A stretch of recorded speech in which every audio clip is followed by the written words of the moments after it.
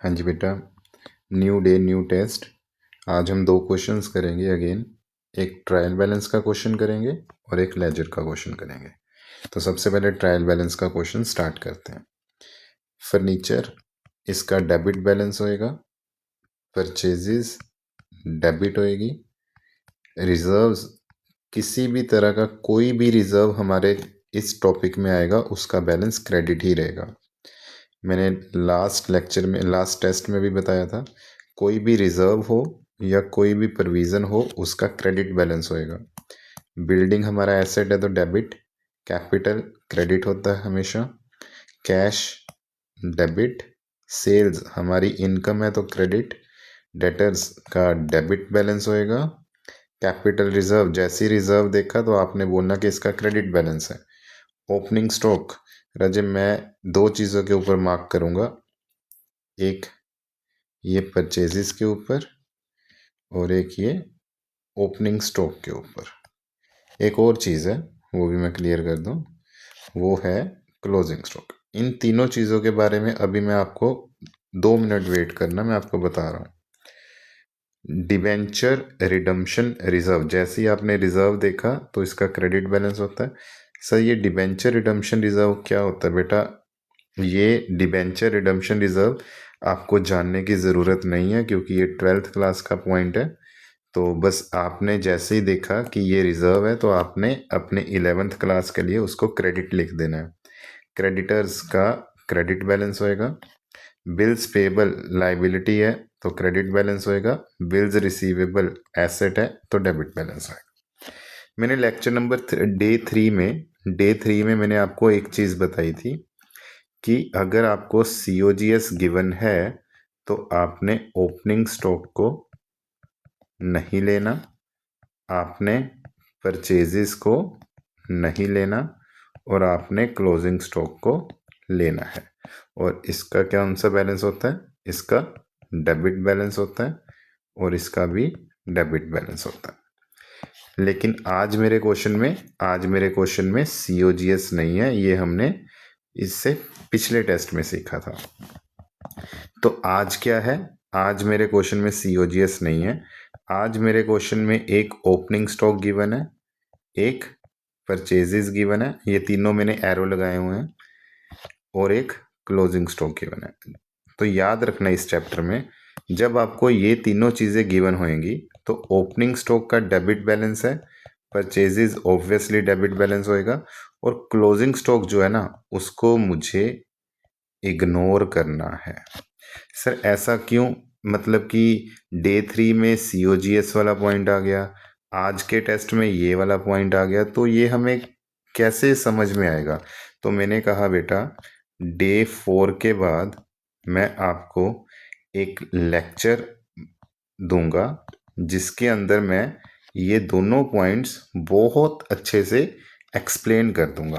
तो अभी के टेस्ट के लिए आपने एक चीज़ ध्यान रखनी है, अभी के टेस्ट के लिए मुझे क्वेश्चन में ओपनिंग स्टॉक गिवन है, क्वेश्चन में परचेजेस गिवन है, क्वेश्चन में क्लोजिंग स्टॉक गिवन है। तो अगर ये तीनों चीज़ें एक ही क्वेश्चन में गिवन होती हैं तो ओपनिंग स्टॉक को ले लेना, स्टॉक हमारा एसेट होता है तो डेबिट बैलेंस है। परचेजेस हमारी एक तरह की गुड्स की परचेज होती है तो डेबिट बैलेंस होएगा ऑब्वियसली, और क्लोजिंग स्टॉक को मुझे अपने क्वेश्चन में इग्नोर करना है। ठीक है जी। तो इसका जो बिल्कुल प्रॉपर एक्सप्लेनेशन है वो मैं डे 4 के बाद एक लेक्चर आप लोगों को दे दूंगा जिसके अंदर इसकी प्रॉपर एक्सप्लेनेशन मैं आपको दे दूंगा। ठीक है, आप इसके बाद इस लेक्चर को देख सकते हो डे 4 के बाद। ठीक है, चलिए अब क्वेश्चन को सॉल्व करते हैं। क्वेश्चन को सॉल्व करने के लिए सबसे पहले सर ने क्या लिखना है? Point number 1 furniture. फर्नीचर कितना आ गया? 10,000 रुपीज़ का। Point number 2 purchases. परचेजेस लेनी है सर? बिल्कुल लेनी है बेटा परचेजेस। वो कितनी है? 30,000 रुपीज़। उसके बाद थर्ड नंबर पर क्या आ गया? General reserve. रिजर्व का हमेशा क्रेडिट बैलेंस रहेगा। जनरल रिजर्व कितना लिख दूंगा बेटा? 5,000 rupees. Point number 4 provision for depreciation, तो इसका क्रेडिट बैलेंस होएगा 3,000 रुपीज़। पॉइंट नंबर 5 बिल्डिंग, तो बिल्डिंग का जो बैलेंस होएगा वो डेबिट बैलेंस होएगा 20 20,000 रुपीज़। पॉइंट नंबर 6, कैपिटल का क्रेडिट बैलेंस होएगा 40,000। कैपिटल के बाद पॉइंट नंबर 7, कैश का डेबिट बैलेंस होएगा 505,000। उसके बाद आ गया 8th पॉइंट पे सेल्स का हमेशा क्रेडिट बैलेंस होएगा 15,000।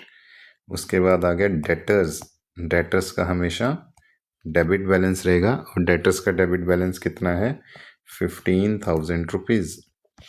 उसके बाद आ गया point number 10, that is your capital reserve. तो कैपिटल रिजर्व का कौन सा बैलेंस है, क्रेडिट बैलेंस रहेगा। कैपिटल रिजर्व के बाद आ गया ओपनिंग स्टॉक, उसका कौन सा बैलेंस रहेगा, डेबिट बैलेंस रहेगा, डेट इज ₹5,000। ओपनिंग स्टॉक के बाद आ गया point number 12, debenture redemption reserve. तो वो कितना हमारे क्वेश्चन में, वो है 5,000 क्रेडिट बैलेंस रहेगा। उसके बाद आ गया पॉइंट नंबर 13, क्रेडिटर्स। तो क्रेडिटर्स का भी क्रेडिट बैलेंस रहेगा।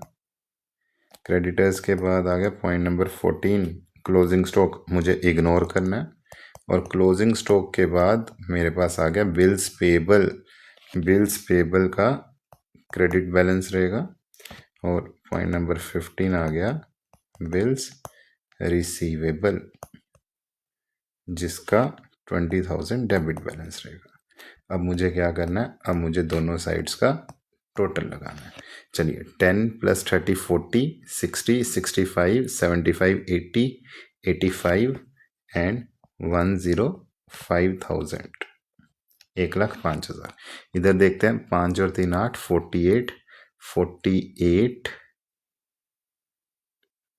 48 एंड 15 58 63 63 एंड 7 70 75 80 80 एंड 120 एंड 150, 1,50,000। ये बन गया 1,50,000। एक बार फिर से इसको चेक कर लो, 10 + 30 40 60 65 80 85 105। अब देखो, अब इसका टोटल 1,50,000 है, इसका टोटल 1,05,000 है। राजे मैं फिर से एक चीज़ एक्सप्लेन कर देता हूँ। जब आप एग्ज़ाम में ये ऐसा क्वेश्चन करोगे, अब देखो मेरा डेबिट और क्रेडिट इक्वल नहीं आया, तो मुझे खुद पर्सनली टेंशन हो रही है कि डेबिट और क्रेडिट इक्वल क्यों नहीं है। ऐसा हो सकता है मैंने कोई ना कोई मिस्टेक करी हो।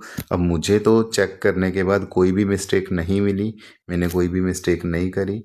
तो अगर ये इक्वल नहीं है तो आपको क्या करना है, इसको इक्वल करने के लिए सस्पेंस का अकाउंट ओपन कर देना होता है। तो याद रखना मेरी ये बात कि पेपर में 90% चांस है कि आपका ये डेबिट और क्रेडिट इक्वल होएगा, लेकिन मेरा डेबिट और क्रेडिट इक्वल नहीं हो रहा, जिस वजह से मैंने सस्पेंस का अकाउंट ओपन कर दिया 45,000 रुपीज़ के साथ। जैसे ही मैंने 45,000 इधर रखा, तो जो मेरा 1,05,000 है वो 1,50,000 बन जाएगा। ठीक है जी। तो आपने एग्ज़ाम में ऐसा नहीं करना कि आपका डेबिट और क्रेडिट टैली नहीं हो रहा, जो डिफरेंस है उसको सस्पेंस लिख दो और इक्वल कर दो। हमेशा जब डेबिट और क्रेडिट टैली नहीं होता तो सबसे पहला मेरा दिमाग यहाँ पे जाता है कि हो सकता है मैंने क्वेश्चन को गलत सॉल्व करा हो, और ऐसा हो भी सकता है कि मेरे से कोई कैलकुलेशन मिस्टेक होगी हो। अगर कोई कैलकुलेशन मिस्टेक होगी हो तो आप उसको चेक कर लेना। वैसे उम्मीद है कि कैलकुलेशन मिस्टेक नहीं होनी चाहिए। चलो, ये हमारा क्वेश्चन नंबर 1 था। इसके बाद चलते हैं हम क्वेश्चन नंबर 2 पे। अब क्वेश्चन नंबर 2 क्या कह रहा है, क्वेश्चन नंबर 2 कह रहा है कि पहले क्वेश्चन नंबर 2 रीड करते हैं क्या कह रहा है। कहता है you are required to prepare necessary ledger accounts if following balances appeared on 1/4/2022। तो ऐसा क्वेश्चन अगर आ जाता है, ये इम्पोर्टेंट क्वेश्चन है, ये आपका लेजर के चैप्टर का ही पार्ट है। ये इसका मतलब क्या है, इसका मतलब ये है कि हमारा जो ईयर है वो स्टार्ट हुआ है, और स्टार्ट होने पे हमारे पास कुछ ओपनिंग बैलेंसेस गिवन है। मैं आपको इसको एक एग्जांपल के थ्रू समझाता हूँ। जैसे हमने डेप्रिसिएशन चैप्टर करा, डेप्रिसिएशन चैप्टर में हमने ये एक मशीन का अकाउंट बनाया था। मशीन के अकाउंट में मैंने क्या लिखा था, अगर मैंने मशीन परचेज करी तो टू कैश फॉर एग्जांपल 1000। मान लो मैंने मशीन के ऊपर डेप्रिसिएशन लगा दी, तो डेप्रिसिएशन मान लो 200 रुपीज़ का मैंने डेप्रिसिएशन लगा दिया। उसके बाद मैं चाहता हूँ कि मैं अपने अकाउंट को क्लोज कर दूँ, क्योंकि इसके अलावा मेरे क्वेश्चन में और कुछ भी नहीं हुआ। तो उसको मैं बोल देता हूँ बाय बैलेंस कैरी डाउन 800। तो ये जो बैलेंस है ना, ये क्लोजिंग बैलेंस होता है आपका। ये क्लोजिंग बैलेंस होता है कि मशीन का आपके पास 800 रुपीज़ का बैलेंस है। अब जो क्लोजिंग बैलेंस है, इसी को मैं अगले साल क्या करता हूँ, नेक्स्ट ईयर में टू बैलेंस ब्रोड डाउन के नाम से लिख देता हूँ, ओपनिंग बैलेंस। तो बस ये जो क्लोजिंग बैलेंस है वो अगले साल का ओपनिंग बैलेंस बन जाता है। और इस क्वेश्चन में मुझे ये ओपनिंग बैलेंस ही तो गिवन है, ओपनिंग बैलेंस ही तो गिवन है 1/4/2022 को। तो ये मशीन का जो 10,000 ओपनिंग बैलेंस है ना, मैं यहाँ पे लिख देता हूँ एग्जाम्पल के लिए, समझाने के लिए। तो ये इस साल का सीडी होएगा, तभी ये नेक्स्ट ईयर का क्या है, ओपनिंग बैलेंस बनेगा। तो मुझे क्या करना है, मुझे नेसेसरी लेजर अकाउंट ओपन करने हैं। ठीक है, समझ आ गया, बहुत अच्छी बात है। नहीं समझ आया तो कोई दिक्कत नहीं है, आप मेरे साथ साथ चलना। मैं क्या कर रहा हूँ, इस क्वेश्चन में सिर्फ और सिर्फ आपको एक ही काम करना है। क्या करना है, जो आपको अपने लेजर अकाउंट्स है ना, उसको जस्ट ओपन करना है, डेट्स ऑल, और कुछ भी नहीं करना। डे 2 में, डे 3 में हमने लेजर अकाउंट बनाए थे, जैसे कि स्टेशनरी का अकाउंट बनाया था, फर्नीचर का अकाउंट बनाया था। इसमें आप चेक करना, थोड़ा सा अलग तरीके से ये क्वेश्चन चलने वाला है। तो मशीनरी का बैलेंस कितना है, 10,000। तो मशीनरी का बैलेंस लिख दूंगा, सबसे पहले डेट लिखूंगा 1/4/2022 टू बैलेंस ब्रोड डाउन, बस और कुछ भी नहीं करना। ये लो जी, ये मशीनरी का अकाउंट खत्म हो गया। उसके बाद फर्नीचर का बैलेंस है 1/4/2022। तो क्या लिखूंगा, टू बैलेंस ब्रोड डाउन। मैंने फर्नीचर का भी लेजर अकाउंट ओपन कर दिया। उसके बाद क्रेडिटर का बैलेंस है, रजे क्रेडिटर का क्रेडिट बैलेंस होता है, तो इसका जो ओपनिंग बैलेंस लिखूंगा वो मैं इधर लिखूंगा, by balance broad down how much, 15,000 rupees. उसके बाद कैश का बैलेंस है 5,000 रुपये, ये मैंने कैश का खाता बना दिया। 1/4/2022 टू बैलेंस ब्रोड डाउन कितना, 5,000 रुपीज़। उसके बाद बैंक का लोन, जो कि मेरी लाइबिलिटी होता है, क्रेडिट बैलेंस होता है, तो बैंक का लोन भी मैं 1/4/2022 क्रेडिट बैलेंस होएगा इसका, बाय बैलेंस ब्रोड डाउन। तो इसका बैलेंस ब्रोड डाउन कर दिया 10,000 रुपीज़, बस। तो क्वेश्चन क्या था, क्वेश्चन में सिंपल मुझे इतनी इन्फॉर्मेशन गिवन थी और इतनी इन्फॉर्मेशन के मैंने लेजर अकाउंट ओपन कर देने थे। तो क्या सर अब हमारा ये क्वेश्चन 100% ओके हो गया? मैंने कहा नहीं, अभी नहीं, अभी हमारा ये क्वेश्चन 90% हुआ है और अभी 10% बाकी है। सर और तो कुछ है नहीं, 5 चीज़ें थी, मैंने पांचों चीज़ों के लेजर अकाउंट ओपन कर दिए, और क्या है? मैंने कहा बेटा मेरी बात ध्यान से सुनना, ये क्वेश्चन इंपॉर्टेंट क्यों है? अगर तो क्वेश्चन यहीं तक रहता तो क्वेश्चन बहुत ईजी था। अब ये क्वेश्चन इंपॉर्टेंट क्यों है? राजे ये सारे बैलेंसेस क्या होते हैं, ओपनिंग बैलेंसेस होते हैं। आपको पता है जब मैंने जर्नल का चैप्टर करा था ना, जर्नल के चैप्टर में मैंने एक ओपनिंग एंट्री करनी सीखी थी, ओपनिंग एंट्री कैसे करते हैं। अब मैं आपसे एक रिक्वेस्ट कर रहा हूँ, मुझे इस चीज़ की ओपनिंग जर्नल एंट्री करके दिखाओ। सर क्वेश्चन ने तो डिमांड ही नहीं करी, मैंने कहा एक बार मुझे करके तो दिखाओ। चलो सर करके दिखा देते हैं। तो ओपनिंग एंट्री कैसे होती है, machine account debit, furniture account debit, जितने भी डेबिट बैलेंसेस हैं उनको डेबिट कर देना होता है। Cash account debit to creditors to bank loan. अगर आपको ये ओपनिंग एंट्री नहीं आती तो प्लीज़ मुझे बताना, मैं आपको इसका जो ओपनिंग एंट्री का लिंक जो है वो भी प्रोवाइड कर दूंगा। चलो, तो ओपनिंग एंट्री हमेशा कैसे होती है, जितने भी डेबिट बैलेंसेस होते हैं उनको डेबिट कर दो और जितने भी क्रेडिट बैलेंसेस होते हैं उनको क्रेडिट कर दो। अब मेरी बात ध्यान से समझना, इस डेबिट का टोटल कितना है, इस डेबिट का टोटल कितना है 10,000 प्लस 20 डेट 30 और 5 35। अब हमें एक चीज़ मालूम है कि जो कोई भी जर्नल एंट्री होती है उसमें जो डेबिट होता है वो हमेशा क्रेडिट के इक्वल होता है। अब डेबिट का टोटल कितना है 20 प्लस 10 30 प्लस 5 35, लेकिन क्रेडिट का टोटल कितना है 25। तो इसको टैली करने के लिए सर क्या करेंगे, इसको टैली करने के लिए सर यहाँ पे यूज़ करेंगे टू कैपिटल अकाउंट। ब्रैकेट में आप लिख दो कि ये मेरी बैलेंस इन फिगर है 10,000 रुपीज़। तो अब चेक करो 10 प्लस 20 30 प्लस 5 35, 15 प्लस 10 25 प्लस 10 35। तो ये जो है ये मुझे अपने क्वेश्चन में हिडन पार्ट रहता है, उसको ध्यान से सॉल्व करना है। अच्छा, इसका नरेशन क्या रहेगा सर? इसका नरेशन रहेगा बीइंग ओपनिंग एंट्री पास्ड। इसको ओपनिंग एंट्री बोलते हैं। अब इतनी इंफॉर्मेशन की जब मैंने ओपनिंग एंट्री डाली तो मेरा एक कैपिटल का अकाउंट भी तो ओपन हो गया। अगर ये सारे ओपनिंग बैलेंसेस हैं तो कैपिटल भी तो ओपनिंग बैलेंस होएगा।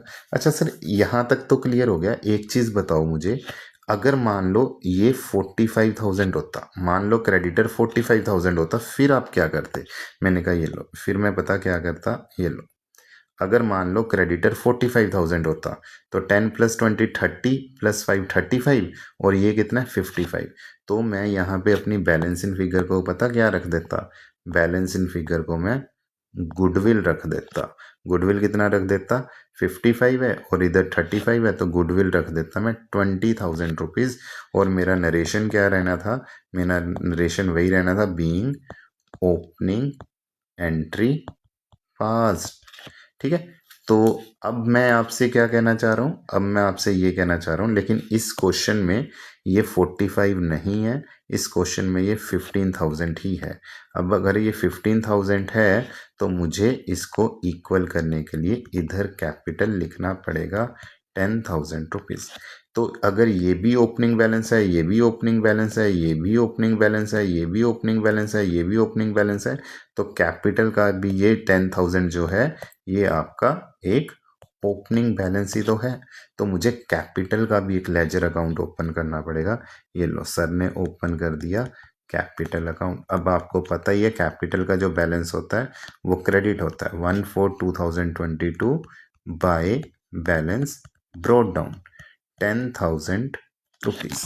तो करना क्या था, मुझे अपने क्वेश्चन में ये सारे लेजर अकाउंट्स ओपन करने थे और सर ने ये सारे लेजर अकाउंट्स आपके सामने ओपन करके दे दिए। तो 5 इंफॉर्मेशन के अलावा एक हिडन इंफॉर्मेशन थी, वो क्या थी? कैपिटल अकाउंट भी मुझे बनाना था। ठीक है बेटा जी, चलिए।